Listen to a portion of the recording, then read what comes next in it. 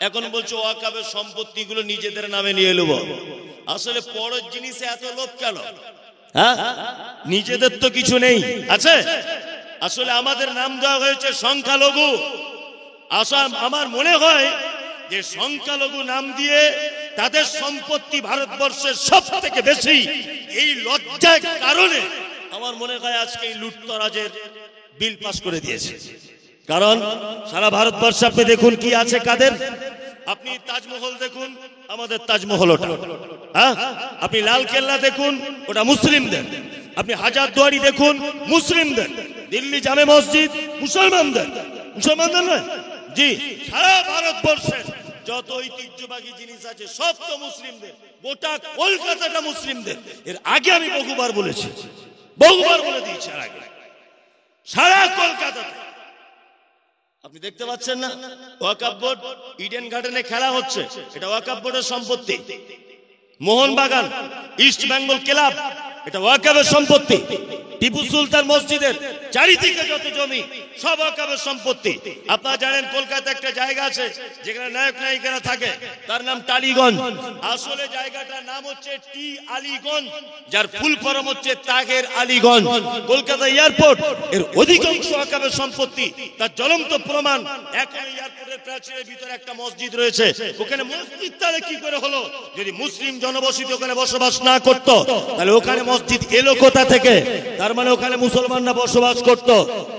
আপনি শহীদ মিনার মুসলমানদের, সারা কলকাতা মুসলিমদের সম্পত্তি রয়েছে। সারা ভারতবর্ষে বৃহত্তম যত ইনকামের রাস্তা রয়েছে সমস্ত মুসলিমদের সম্পত্তির উপরে রয়েছে। আজকে নিজেদের লজ্জা লাগছে নাকি যে আমরা সংখ্যাগরিষ্ঠতা, অথচ আমাদের কিছুই নেই, আমাদের কিছুই নেই। এই লজ্জাতে ওয়াকফের এই বিল পাস করে দেওয়া হয়েছে। তবে শুনে রেখে দেন, একটা কথা বলে রেখে দিচ্ছি, যতটা সহজ ভাবছেন ততটা সহজে আমরা ছেড়ে দিব না। কারণ আমরা সেই জাতি 313 জন বদরের মাঠ লাল করে দিয়ে চলে এসেছি। আমরা তারা অত সহজ নয়। বদরের মাঠে 313 জন কাঁপিয়ে দিয়ে চলে এসেছি। আমাদের ঐতিহাসিক প্রমাণ রয়েছে। 750 বছর ক্ষমতায় থাকার অভিজ্ঞতা আছে আমাদের। 4 দিনের প্রধানমন্ত্রী হয়ে ওয়াকফ সম্পত্তি, কবরস্থান, মসজিদ, মাদ্রাসা দখল করার পরিকল্পনা, এই সব বেশি দিন টিকে থাকবে না। আসলে ওর পরের জিনিসের উপরে লোভ বেশি। নিজের বউকে পুষতে পারলো না, হাসিনাকে নিয়ে বসে আছে। কি বলছি বুঝতে পারছেন না? তার চরিত্র আবার কেমন হবে? তার চরিত্র কেমন হতে পারে? নিজের বউকে টেকাতে পারলো না। ওর বউ কি হিজড়ে ছিল?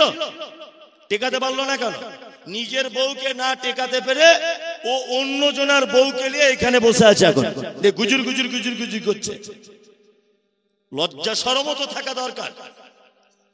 হ্যাঁ, এতে চরিত্রই হচ্ছে পরের জিনিসের লোভ। এত কেন?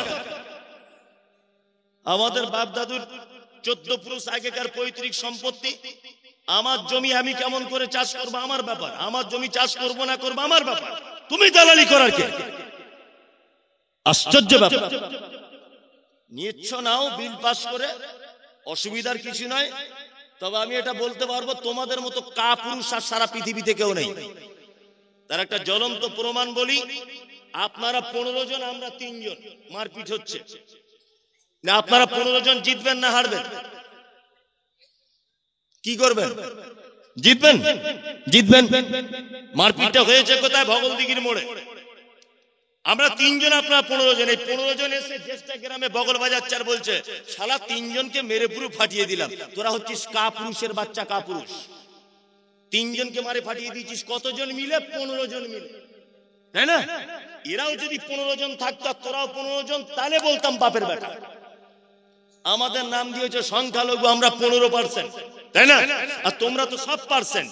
তোমরা যদি আমাদের জমি জোর করে দখল করে নিয়ে বলো কি সিলুয়ার কি হুনু, আমি বলবো তোমরা সুপুরুষের বাচ্চা নয়, তুমি কাপুরুষের বাচ্চা।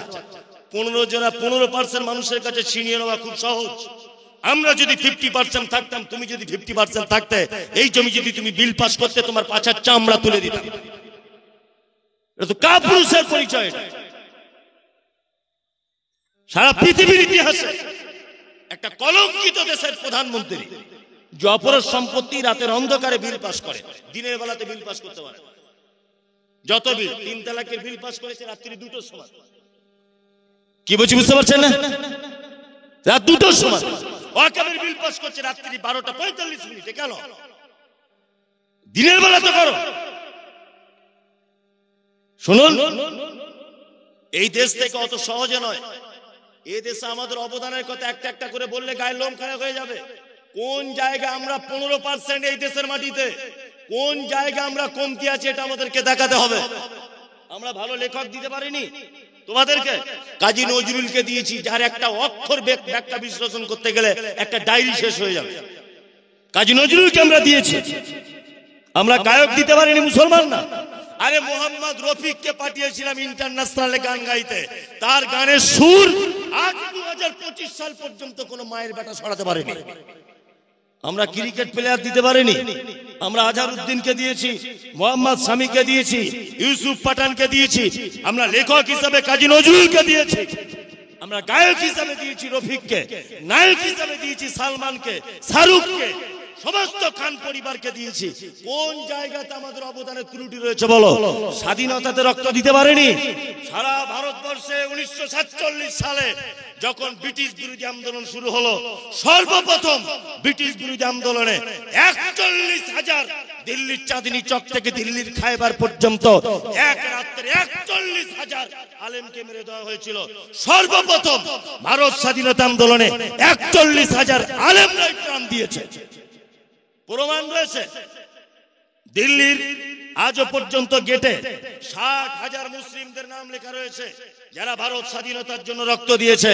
দিলীপ ঘোষের বাপের নাম লেখা নেই, নরেন্দ্র মোদী জ্যাঠার নাম লেখা নেই, শুভেন্দু অধিকারী বাপের নাম লেখা নেই। ওখানে রয়েছে মাওলানা আশফাকুল্লাহ খান, ইসমাইল অমৃতসরী, মাওলানা আহমদুল্লাহ, নিসার আহমেদ, এদের নাম লেখা রয়েছে ওইখানে। আমরা এদেশের আদি নাগরিক, আমরা স্বাধীনতাতে প্রথম রক্ত দিয়েছি, আমরাই প্রথম শহীদ হয়েছি, আমরা সমস্ত জায়গায় নাম লিখিয়ে দিয়েছি। এখন আমাদের সম্পত্তি হরণ করানো হচ্ছে। আমরাও সেই জাতি। তোমার মতো ফেরাউনকে আমরা এর আগে দেখেছি, নমরুদকেও দেখেছি, এর আগে অজস্র বেঈমানদেরকে দেখেছি। আর তুমি তো সামান্য নরেন্দ্র মোদী দিল্লির ক্ষমতায় বসে আছো। তোমার থেকেও বড় জালেম নাম তার ফেরাউন টিকতে পারেনি ইমানদারদের কাছে। টিকতে পেরেছে? টিকতে পেরেছে? টিকতে পারেনি। নমরুদ টিকতে পারেনি। পৃথিবীতে ক্ষমতা বেশি দিন টিকে থাকবে না। আবু জেহেল টিকতে পারেনি, আবু লাহাব টিকতে পারেনি, তুমিও টিকতে পারবে না। সময়ের অপেক্ষা।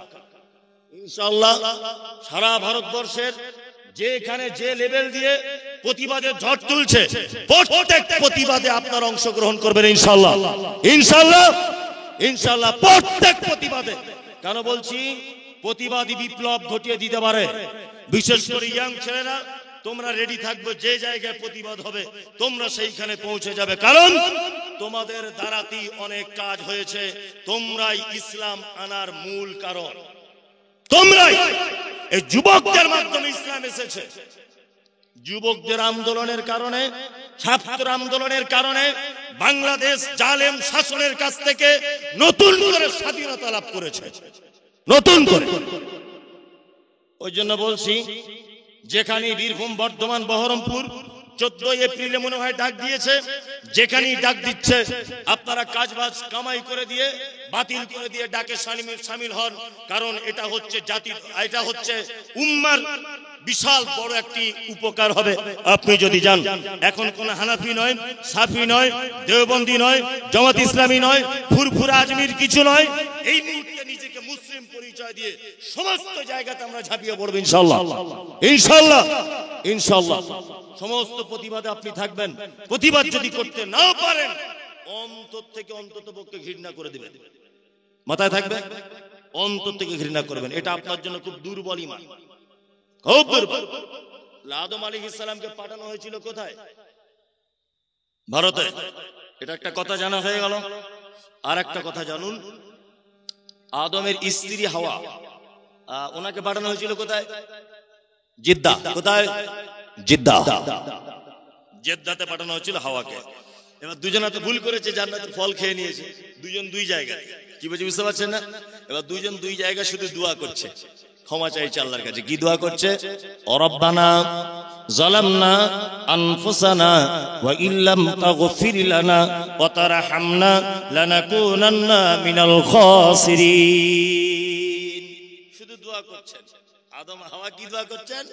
রব্বানা যালামনা আনফুসানা ওয়া ইল্লাম তাগফির লানা ওয়া তারহামনা লানাকুনান্না মিনাল খাসিরিন। দোয়া করছেন রব্বানা, হে আমার প্রতিপালক, যালামনা, দুজনা জুলুম করে দিয়েছি, আনফুসানা, নিজের নফসের উপরে, ওয়া তারহামনা, আমাদের উপরে রহম করো, লানাকুনান্না মিনাল খাসিরিন, তাছাড়া আমরা ক্ষতিগ্রস্তের অন্তর্ভুক্ত হয়ে যাব। দোয়া করছেন। দোয়া যখন বারবার করছে, বারবার যখন করছে, আল্লাহ বলছে যা তোদের দুজনকে ক্ষমা করে দিলাম, যা দুজনকে ক্ষমা করে দিলাম, তোদের দুজনকে ক্ষমা করে দেওয়া হলো। এবার আল্লাহ তাআলা আদম আর হাওয়াকে বলছেন যে তোমাদের দুজনকে পৃথিবী নামক একটা জায়গাতে পাঠাবো, পৃথিবী নামক একটা জায়গাতে পাঠাবো দুজনকে। এবার আদম আর হাওয়া তখন দেখছে যে একবার তো জান্নাতে ছিলাম, আর আল্লাহ শয়তানের চক্রান্তে পড়ে ভুল করে চলে এসেছিলাম, কোন রকম ক্ষমা টমা চেয়ে নিলাম, আল্লাহ ক্ষমা করেও দিল। তা মনে মনে ভাবছি এবারে পৃথিবীতে পাঠাবেন, সব ঠিক আছে, সঙ্গে আমাদের কেউ থাকবে, আবার শয়তান থাকবে। তখন আদমের মন খুব খারাপ যে একবার তো 12টা বাজিয়ে দিল, আবার যদি এই শয়তান থাকে তা কি যে করবে, কি বলছে বুঝতে পারছেন না? নিয়ে আল্লাহ তাআলা ওর মনের অবস্থা বুঝতে পেরে বলছে, শোনো শোনো আদম, তোমাকে একটা কিতাব দেওয়া হবে, তোমরা দুজন যদি এই কিতাব অনুযায়ী যদি চলো তাহলে শয়তান তোমাদের পথভ্রষ্ট করতে পারবে না। এবারে শয়তান এটা শুনেছে যে ওদেরকে কিতাব দেওয়া হচ্ছে, শয়তান তখন বলছে দাঁড়াও, তোমার কিতাবের 12টা বাজাচ্ছি, কিতাবটাই পরিবর্তন করে, কিতাবটাই রাখবে। ওই জন্য কোরআন ছাড়া পৃথিবীতে যত ধর্মগ্রন্থ এসেছে প্রতিটা ধর্মগ্রন্থ শয়তান পরিবর্তন করে দিয়েছে, প্রতিটা। যদি বলছেন কেন, তার প্রমাণ দেখুন। আচ্ছা, ঈসা আলাইহিস সালামের উপর একটা কিতাব এসেছিল, তার নাম কি? জাবুর। বর্তমানে যার নাম দেওয়া হয়েছে খ্রিস্টান ভাইরা নাম দিয়েছেন বাইবেল, তাই তো? আমার বাইবেলকে বলা হচ্ছে যে এটা হচ্ছে সেই বাইবেল যেটা প্রভু ঈসার কাছে দিয়েছিল। কি বলছি বুঝতে পারছেন? এখানে একটা ইতিহাস জেনে রাখুন, এটা সবার জেনে রাখা উচিত। এইসব কথাগুলো মনে রাখবেন, যখন তখন ধরে গ্যারেজ করে দিতে পারে, এগুলো মনে রাখার মতো কথা। কোরআন অবতীর্ণ হয়েছে আরবি ভাষাতে। কি ভাষাতে? আরবি। আপনারা ঘুমিয়ে যাচ্ছেন নাকি? না। আর জবুর অবতীর্ণ করা হয়েছিল ইয়ারমিক ভাষাতে, আরবি নয়, ইয়ারমিক ভাষাতে। পরবর্তীতে সেটা ট্রান্সলেট করা হয়েছিল হিব্রু ভাষাতে। ভালো করে বুঝবেন। আচ্ছা, সারা পৃথিবীর কোন জাদুঘরে, ব্যক্তিত্ব সম্পন্ন মানুষের বাড়িতে, কারো জায়গাতে, কোন অবস্থায় সেই ইয়ারমিক ভাষার জবুর আজও পর্যন্ত আছে, এটা জানা আছে? ইনজিল, ঈসার কাছে এসেছিল ইনজিল, নাকি ইনজিল? এই ইনজিল আজও আছে না নেই? নেই। সারা পৃথিবীর কোথাও ইয়ারমিক ভাষার সেই ইনজিল আজ আর নেই। বর্তমান খ্রিস্টান ভাইরা যে বাইবেলটাকে ইনজিলের সঙ্গে তুলনা করছে, এটা খ্রিস্টান ধর্মাবলম্বী যাজকদের নিজস্ব তৈরি করা বাইবেল, এটা অরিজিনাল বাইবেল নয়। শয়তান সব ধর্মগ্রন্থগুলো পরিবর্তন করে দিয়েছে। এবার মুহাম্মদ সাল্লাল্লাহু আলাইহি ওয়াসাল্লামের কাছে কোরআন এসেছে, মুহাম্মদ সাল্লাল্লাহু আলাইহি ওয়াসাল্লাম শেষ নবী, তাই না? মুহাম্মদ সাল্লাল্লাহু আলাইহি ওয়াসাল্লাম কি শেষ নবী? শয়তান ভাবছে তাহলে এবার কোরআনটা পরিবর্তন করে দিতে পারলে আমি সাকসেসফুল। কি বলছি বুঝলেন? এখন আল্লাহ কোরআনে আউযুবিল্লাহ কেন পড়তে হয় কোরআন শুরুর আগে এটা বলছি। এইবারে শয়তান ভাবছে কোরআন পরিবর্তন করে দেবো, তো কি করে করব? আল্লাহ কোরআনে আয়াত অবতীর্ণ করলেন, কি? ইন্না নাহনু নাযালনা যিকরা ওয়া ইন্না লাহু লাহাফিজুন। এই কোরআন সংরক্ষণের দায়িত্ব আমি আল্লাহ নিজে নিলাম। শয়তান খুব বিপদে, যে কোরআন তো আল্লাহ দায়িত্ব নিয়েছে, এটার পরিবর্তন করা যাবে না, যাবে যাবে না। তাহলে এটা এখন কি করা যাবে না? শুভেন্দু অধিকারীর মাথাতে একটু গোবর ঢুকিয়ে দিই, ও যদি পরিবর্তন করতে পারে। কি বলছি বুঝতে পারছেন না? অসীম সরকারের মাথায় একটু পেচ্ছাপ করে দিই, যদি ও পারে। নরেন্দ্র মোদীকে একটু খেপিয়ে দিই, যদি ওর মাধ্যমে হয়তো দেখি, কিন্তু কিয়ামত পর্যন্ত কোরআন অক্ষত অবস্থায় থাকবে ইনশাআল্লাহ, ইনশাআল্লাহ, ইনশাআল্লাহ। এর একটা অক্ষর হিলানোর ক্ষমতা কারো নেই। সংরক্ষণ করবে কে? কে? আল্লাহ সংরক্ষণ করবে। এবার শয়তান দেখছে, তাহলে এটা তো পরিবর্তন করা যাবে না, অন্তত কাজ করি। এটা কোরআন, এটা ধরেন একটা জলসার হ্যান্ডবিল, বোঝানোর জন্য বলছি। এই হ্যান্ডবিলটার ভিতরে কি আছে লেখা, আচ্ছা বলুন তো, এটা আমি না খোলা পর্যন্ত বুঝতে পারবো? পারবো না তো, পারবো না। শয়তান তখন দেখছে যে কোরআনের বিধান মানুষ খুলবে, পড়বে, তবে তো বুঝতে পারবে। অন্তত পক্ষে যাতে না পড়ে সেই ব্যবস্থাটা করে। কি বলছি বুঝতে পারছেন না? তার মানে শয়তান সব থেকে বেশি শত্রু যারা কোরআন পড়ে। কি বলছি বুঝতে পারছেন? আচ্ছা বলুন তো, মাদ্রাসার ছেলেরা বদমাশ হয় না স্কুলের ছেলেরা বদমাশ হয়? সত্যিটা বলুন।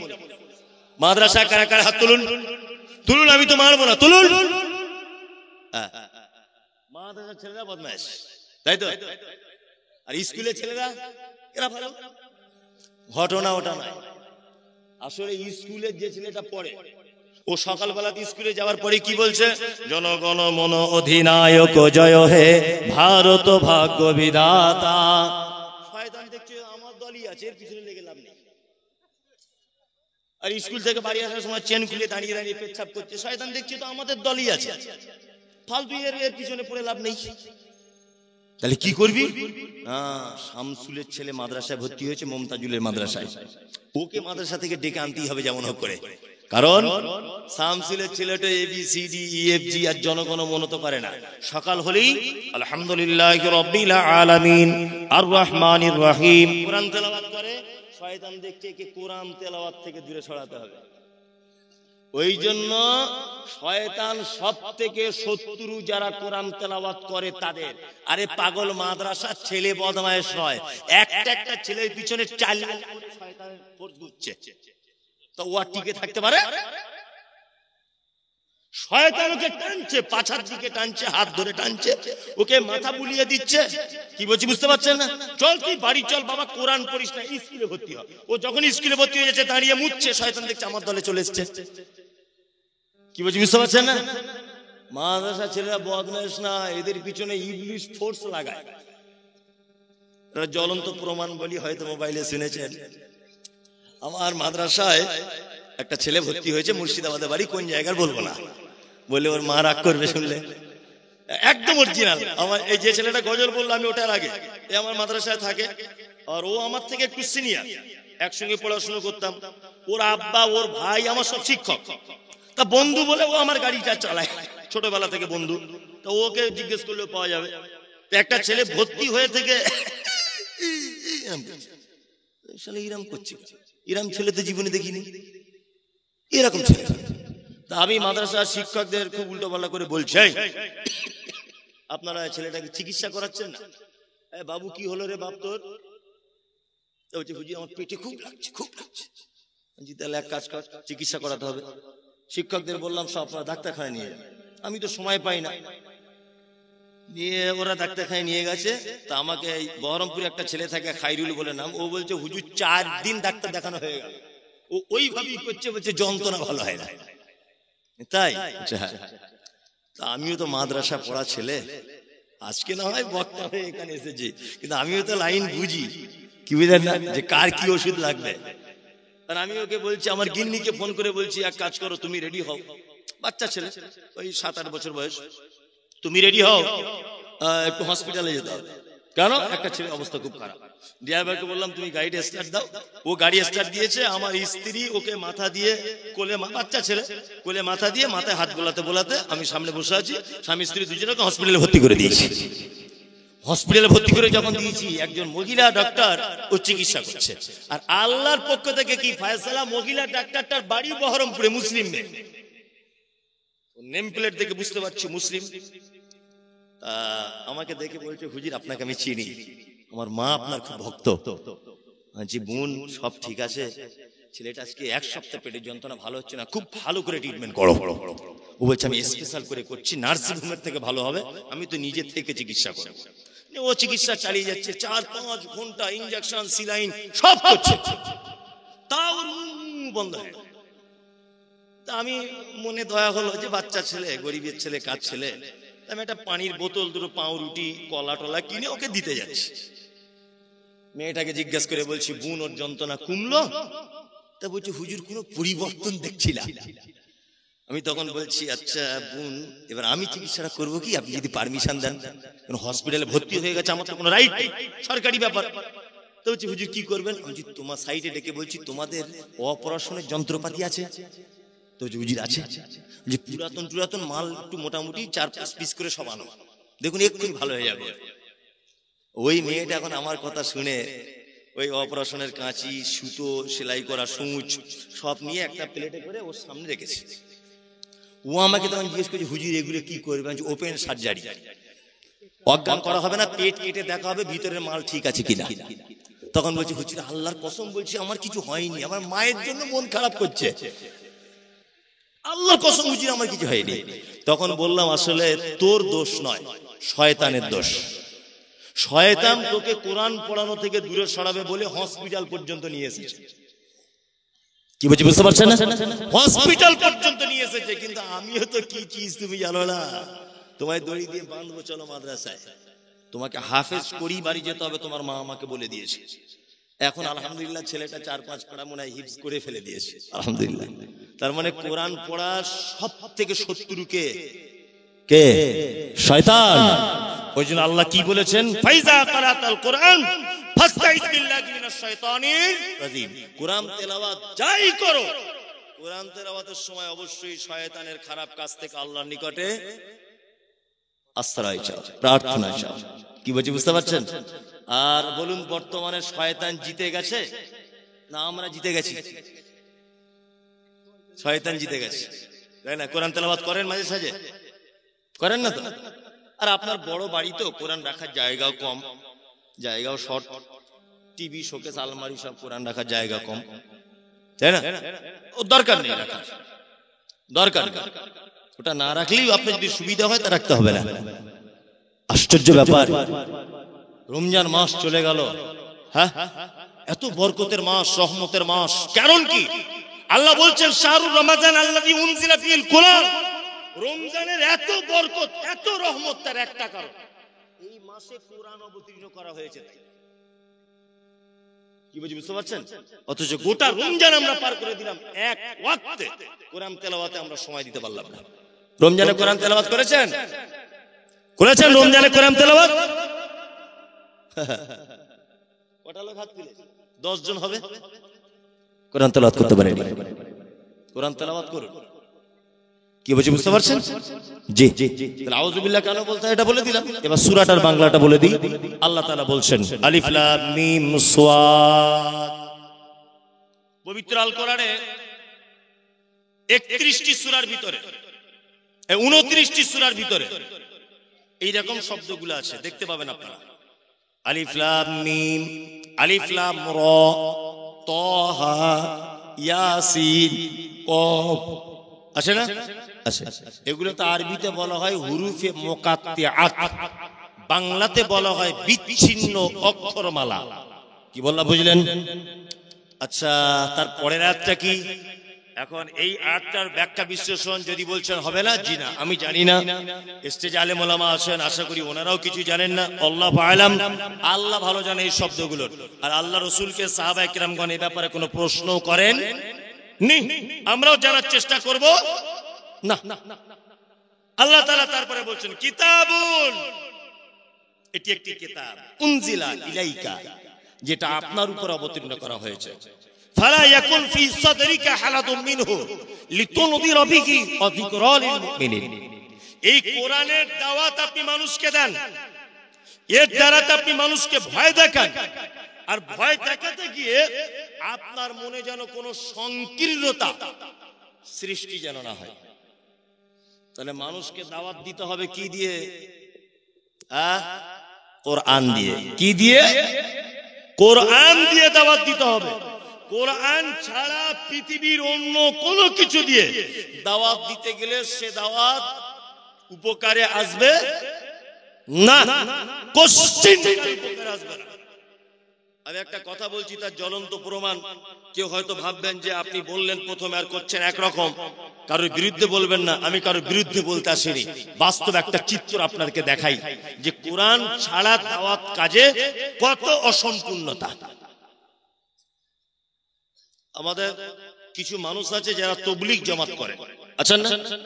আলহামদুলিল্লাহ, আমি করা হারাম জায়েজ বেদাত কিচ্ছু বলবো না, আপনি যা পাচ্ছেন করুন।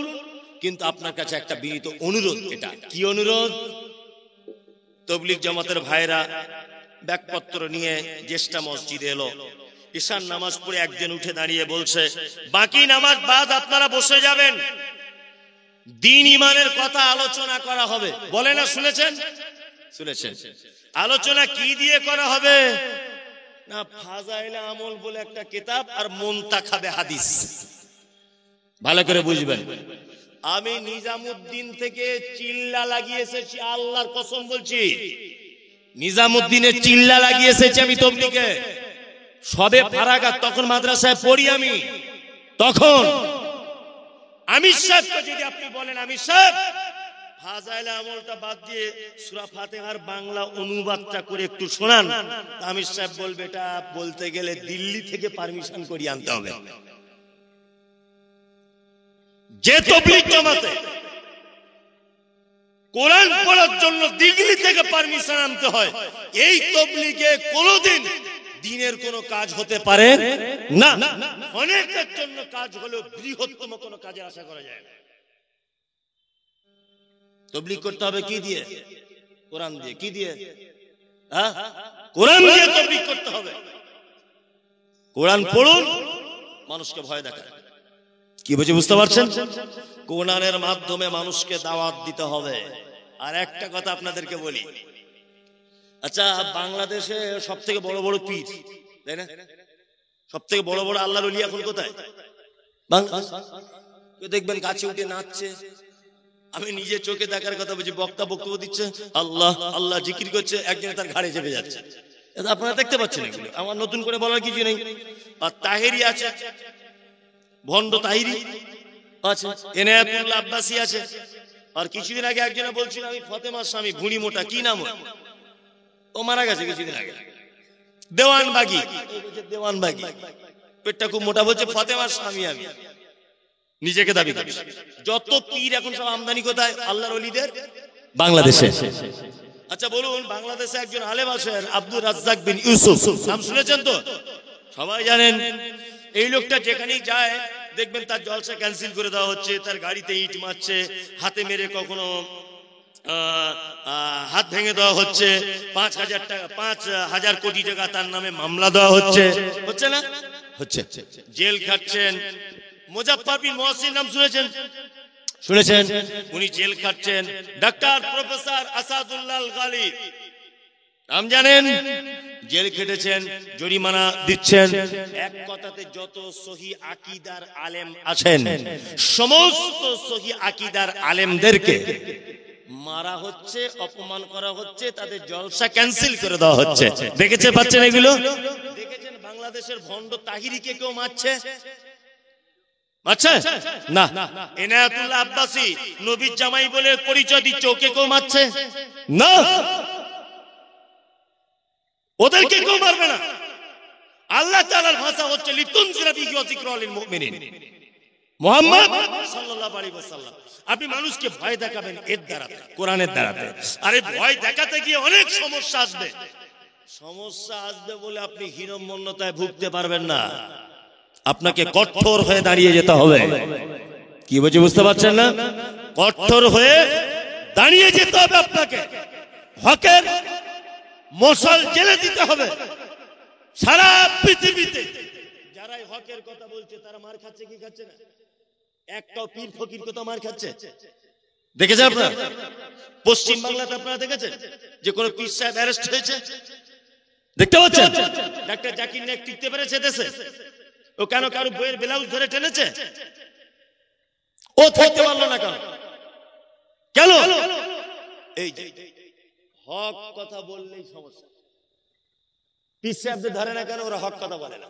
ওই সারা জীবন একই বক্তব্য। ও বাবারা মায়েরা, আমাদের মেজো পীর সাহেব এত বড় আল্লাহর ওলি ছিল, অমুক তমুক হাবি যাবি না রে, তুই কিছুই নাই। কি বলছি বুঝতে পারছেন না?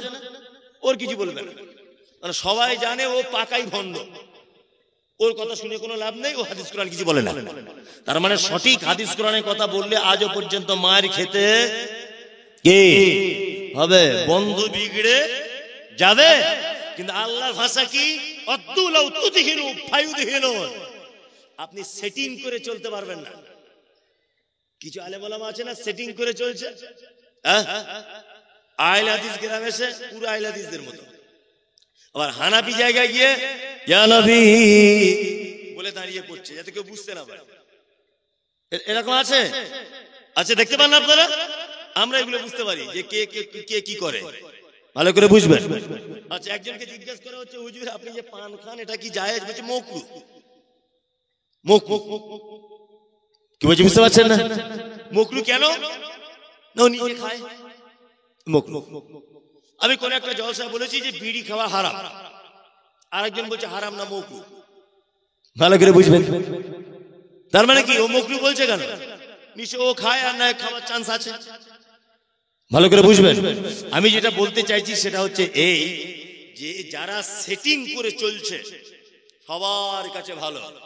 আমি আহলে হাদিসের কাছে ভালো, হানাফির কাছে ভালো, দেওবন্দির কাছে ভালো, আমি পীরদের কাছেও সম্মানী, আমি ফকিরদের কাছেও সম্মানী।